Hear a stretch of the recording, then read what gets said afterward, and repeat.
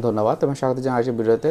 আজকের ভিডিওতে কথা বলবো মানসিক সমস্যার লক্ষণ যদি আপনি আপনার ভিতর দেখতে পান বা আপনার ফ্যামিলি মেম্বার কারোর ভিতর দেখতে পান, সেক্ষেত্রে থেকে কীভাবে মুক্তি পাবেন বা বাঁচার উপায় কী বা এর চিকিৎসা বা কী রকম, এই বিষয়গুলো নিয়ে আমি কথা বলবো কাউন্সিলিং সাইকোলজিস্ট আসদুজ্জামান রাজু।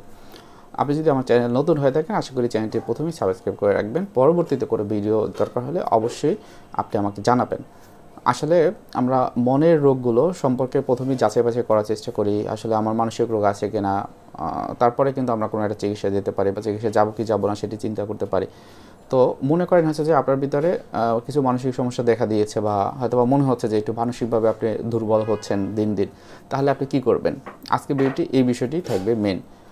প্রথমে যে জিনিসটা বলেছি সেটা হলো অ্যাক্টিভলি থাকা। অর্থাৎ আপনি যেই কাজগুলো করেন, যেগুলো আপনার জন্য গুরুত্বপূর্ণ, যেগুলো অনেক দিন আগ থেকে করে আসছিলেন, হয়তো বা দেখবেন যে এখন আপনার যেহেতু কাজগুলো করা হচ্ছে না বা কোনো না কোনোভাবে এটা একটা প্রবলেম ক্রিয়েট হচ্ছে, যার কারণে কিন্তু আপনার ভিতরে হয়তো বা অস্থিরতা বা মানসিক রোগের যে লক্ষণগুলো, বিষণ্ণতা বা অন্যান্য যে সিমটমগুলো থাকে সেগুলো কিন্তু আপনার ভিতরে আসতে পারে। সুতরাং এখানে আপনি কী করবেন?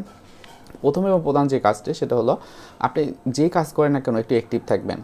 এই যে যখন অ্যাক্টিভ থাকা মানে হচ্ছে যে কাজগুলো মনোযোগ দেওয়া এবং সঠিকভাবে সঠিক সময় করা, তাহলে কি হবে যে আপনার চিন্তা ভাবনা কিন্তু ওই কাজের ভিতরে থেকে থাকলো। আপনি কোনো রকম নেতিবাচক চিন্তার যে বিষয়গুলো সেগুলো আপনি ধারলেন না। আমরা বলি এই সময় হয়তো বা একটু ইউফোরিক ফেজে থাকতে পারেন, অথবা একটু ভালো লাগার বিষয়গুলো একটু মন দিয়ে ওই কাজগুলো করতে ভালো লাগে, সেগুলো কিন্তু আপনি করতে পারেন। এরপর যেটা আমরা বলি হেলদি ডায়েট।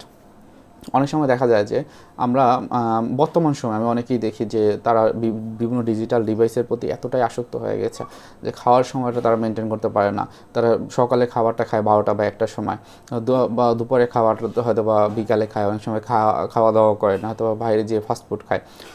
এরপর অনেক ক্ষেত্রে দেখা যায় যে রাতের খাবারটা হয়তো বা অনেকে হলো রাত 3টা-4টার সময় খায়, এরকমও আছে। তো সেক্ষেত্রে আমি বলবো যে একটু ডায়েট কন্ট্রোল করা ও ডায়েট মেনটেন করা। আবার অনেকে আছেন যে এমন যে খাওয়া দাওয়ায় হয়তো বা ভেজিটেবল তারা ওই রকম পছন্দ করে না, বা হচ্ছে যে বিভিন্ন রকম ফ্রুটস তারা খেতে পারে, অনেকে সেগুলোও খায় না। যার প্রেক্ষিতে হয় কি যে তাদের কিন্তু হেলদি ডায়েটটা মেনটেন হয় না, যার প্রেক্ষিতে মনের রোগের থেকে বাঁচার জন্য আমার মেন্টাল যে স্ট্রেংথ এবং ফিজিক্যাল যে স্ট্রেংথ সেটা কিন্তু তারা ধরে রাখতে পারে না। সুতরাং এটা আপনার খেয়াল রাখবেন এবং সেই অনুযায়ী আপনার নির্দিষ্ট সময় খাওয়া দাওয়া করা, নির্দিষ্ট পরিমাণে যে প্রোটিনযুক্ত খাবার খাওয়া, বিভিন্ন রকম ভেজিটেবল খাওয়া, এগুলো খেতে পারেন। তারপর আমরা বলি যে ঘুমের যে বিষয়টি, হয়তো বা এমন হয়েছে যে একই কথা বারবার আসে যে হয়তো বা ডিজিটাল যুগে এই যে মোবাইল ডিভাইস বা ডিজিটাল যে ডিভাইসগুলো হয়তো বা ঠিক সময় যে ঘুমানোর দরকার সেটি তারা হয়তো বা বুঝতে পারে না বা ঘুমায় না। তারা হয়তো বা এমনও হয়েছে অনেক 3টা-4টা বা সারা রাত ঘুমায় না এবং সারা দিন তারা ঘুমায়। তো এইটা কি হয় যে আমাদের ভিতরে যে বায়োলজিক্যাল ক্লক রয়েছে সেটা কিন্তু ঠিক থাকে না, এবং যার প্রেক্ষিতে হয়তো বা আমরা কোনো একটি কাজ ঠিকমতো করা সেটিও আমাদের দ্বারা সম্ভব হয় না, বরং সেই ক্ষেত্রে আমাদের বিভিন্ন রকমের মানসিক সমস্যা কিন্তু হয়ে থাকে। সুতরাং আমরা এই বিষয়গুলোতে একটু খেয়াল রাখবো। অবশ্যই আমাদের রাতের ঘুমটা যেন রাতে হয়, এবং সেক্ষেত্রে যত দ্রুত সম্ভব আমরা ঘুমাবো এবং যত আগে সম্ভব হয় উঠে যাব। তাহলে কী হবে, দিনের বেলাতে আমরা অনেক ধরনের কাজ করার যে সময় পাবো এবং আমরা কাজগুলো আমাদের ঠিকঠাক মতো করতে পারবো। তারপর যে বিষয়টি আসে যে স্ট্রেস ম্যানেজমেন্ট। আমরা জানি বর্তমান সময়ে আমরা বিভিন্ন রকমের স্ট্রেসের ভিতরে থাকি, এটা স্বাভাবিক একটা প্রক্রিয়া হয়ে দাঁড়িয়েছে। শুধুমাত্র এখন না, এটা হলো অতীতেও যারা ছিল বা ভবিষ্যতে যারা থাকবে তাদের কিন্তু স্ট্রেসটা থাকবেই। আমরা কিন্তু এটাকে কখনোই রিডিউস করতে পারবো না বা এটাকে একদম একদম বন্ধ করে দেবে সেটা না, এটাকে ম্যানেজ করে আমাদের চলতে হবে।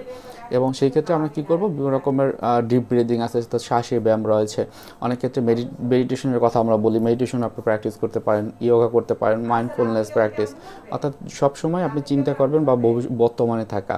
অর্থাৎ হয়তো বা এমন হতে পারে আপনি অনেক বেশি অতীতের কথা চিন্তা করেন, সেটা না করে বা ভবিষ্যতের কথা অতিরিক্ত চিন্তা না করে বর্তমান থেকে আপনার বর্তমানে যে কাজগুলো সেগুলো যদি করতে পারেন তাহলে দেখবেন যে আপনার ভালো থাকবেন।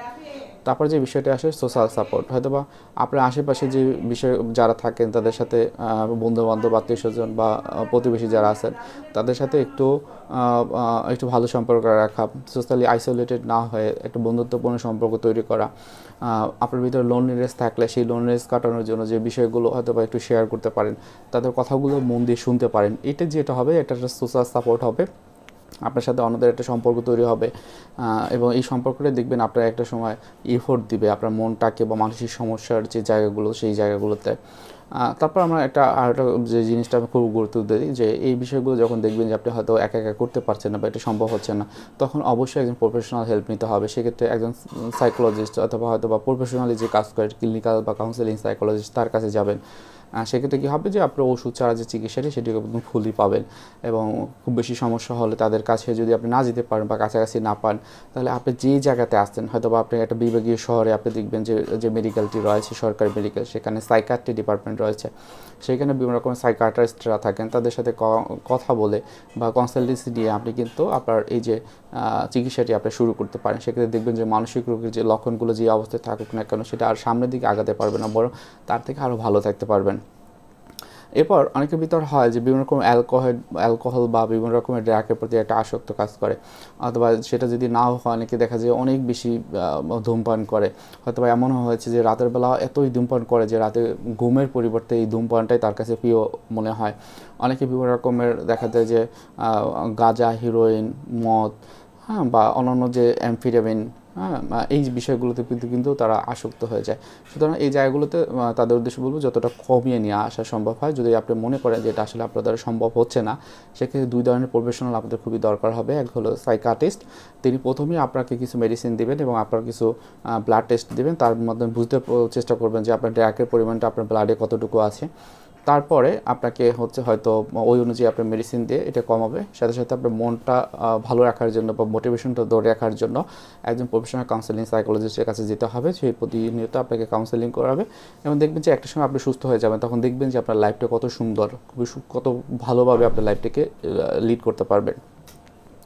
এরপর যে বিষয়টি আসে সেটা হলো পজিটিভ থিঙ্কিং। অর্থাৎ অনেক সময় দেখা যায় আমাদের সব চিন্তার ভিতরে বিভিন্ন রকমের নেতিবাচক চিন্তা থাকে, অবান্তর চিন্তা থাকে, অযৌক্তিক চিন্তাভাবনা থাকে।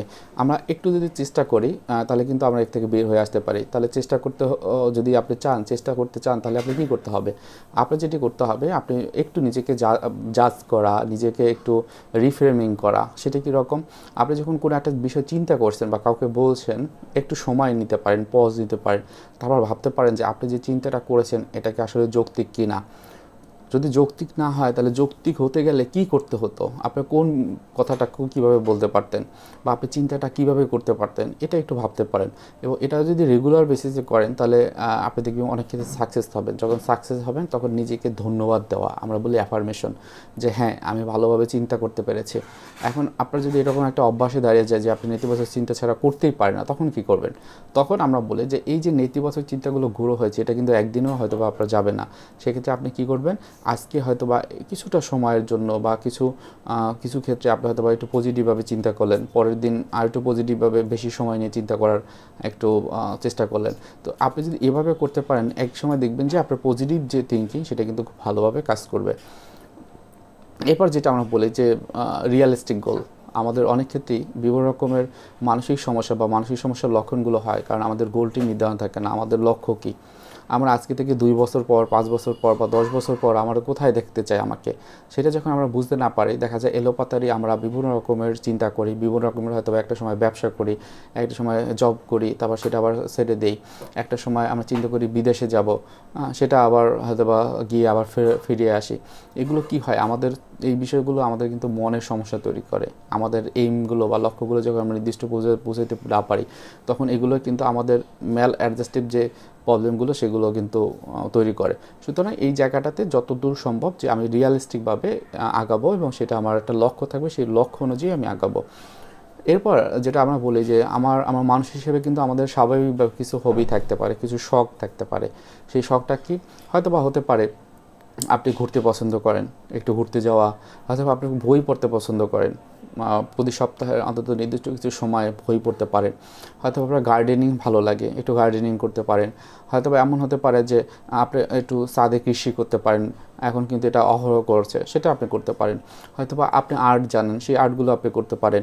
হয়তোবা আপনি হচ্ছে যে গান গাইতে পারেন, একটু গান যদি যতটুকু পারেন এরপর একটু শিখতে পারেন, বা যে অন্যান্য বিষয়গুলো সম্পর্কে যেগুলো আপনার জানা দরকার সেগুলো কিন্তু আপনি জানতে পারেন। ইউটিউবে সার্চ দিয়ে আপনার এইগুলো সম্পর্কে তথ্য নিতে পারেন।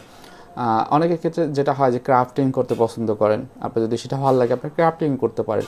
এই যে বিষয়গুলো আপনার যে ইন্টারেস্টের জায়গাগুলো সেগুলো কিন্তু আস্তে আস্তে বৃদ্ধি করবে। আপনি দেখবেন যে সময়টা যখন খুব ভালোভাবে যাচ্ছে, ক্রিয়েটিভ হতে যাচ্ছে, তখন কিন্তু মানসিক সমস্যার যে লক্ষণগুলো সেগুলো থাকবে না, মানসিকভাবে আপনি ভালো থাকবেন। এরপর আমরা বলি অনেক ক্ষেত্রে হয় কি যে অনেকের ভিতরে অ্যাওয়ারনেসটা থাকে না, হয়তো বা তার পড়ালেখায় অনেক ভালো বা অনেক পড়ালেখা করেছে, জীবনে অনেক উন্নতি হয়েছে, কিন্তু তার যে অ্যাওয়ারনেসটা সেই জিনিসটা নেই। এখন অ্যাওয়ারনেস বলতে কি, যে আমাদের মনও কিন্তু একটা গুরুত্বপূর্ণ পার্ট আমাদের শরীরের, সেটা হয়তো বা আমরা অনেক সময় উল্লেখ করি না বা অনেক সময় গুরুত্বটা বুঝি না। আমরা যেটা বলি যে আমাদের শারীরিক স্বাস্থ্যের গুরুত্ব দিই, আমার একটু জ্বর হলে আমরা ওষুধ খাই, আমরা একজন ডাক্তারের কাছে যাই, হয়তোবা আমি মনে হয় যে আমার একটা অপারেশন দরকার আছে, তখন আমরা হয়তোবা দেশের বাইরেও চলে যাই। কিন্তু আমাদের মনটা খুবই গুরুত্বপূর্ণ, এবং অনেক ক্ষেত্রে আমরা আমরা বলে থাকি যে আমাদের শরীরের যে অংশটি সবচেয়ে মানে কোনো রকমের সেবা পায় না বা একদম বঞ্চিত থাকে, সেই জিনিসটা হচ্ছে মন। মনের বিষয়টি যখন আসে তখন মনের যত্নের জায়গাটা কিন্তু আমরা নিতে পারি না, বা অনেক সময় ইচ্ছাও করে না যে মনের যত্নটা নিই, কারণ মনটা যে দেখা যায় না। কিন্তু এই মনেরটাই কিন্তু আমাকে তৈরি করে, আমার ভবিষ্যৎকে তৈরি করে, আমার ভালো থাকা নির্ধারণ করে। সুতরাং আপনার ভিতরে যারা এই ভিডিওটি দেখবেন তারা অবশ্যই আমি বলবো যে একটু মনের যত্নটা নেওয়া খুবই গুরুত্বপূর্ণ, মনের যত্নটা নেবেন। এবং সেই সাথে সাথে যখন মনটা আপনি ভালো রাখতে পারবেন, দেখবেন শারীরিকভাবে আপনি ভালো থাকবেন, সামাজিকভাবে ভালো থাকবেন, আপনি ধর্মীয় বা স্পিরিচুয়াল লাইফে ভালো থাকবেন। মোটামুটি এই বিষয়গুলো খুবই গুরুত্বপূর্ণ। আপনার ভিতরে যদি মানসিক সমস্যার লক্ষণ দেখেন, আপনি যদি নিজেও যদি একটু অনুভব করেন যে কিছু কিছু বিষয় আপনার জন্য প্রবলেম হচ্ছে মানিয়ে নিতে, বা কিছু বিষয়ে আপনার কষ্ট হচ্ছে, সেক্ষেত্রে এই যে যে পদ্ধতিগুলোর কথা বললাম, আপনি একটা একটা করে অন্তত এক এক দিন আপনি যদি চেষ্টা করেন, প্রায় এখানে 10টা বা 11টার মতো রয়েছে, আপনি দেখবেন যে এগুলো আপনি শিখে যাবেন। সেক্ষেত্রে হয়তো বা কোনো প্রফেশনাল সাহায্য ছাড়াই আপনি নিজেই নিজে একজন থেরাপিস্ট হতে পারবেন। তো আজকে ভিডিওটি এখানে রাখছি, সবার জন্য শুভকামনা থাকবে। কারো কোনো প্রশ্ন থাকলে অবশ্যই কমেন্টে জানাবেন। ধন্যবাদ।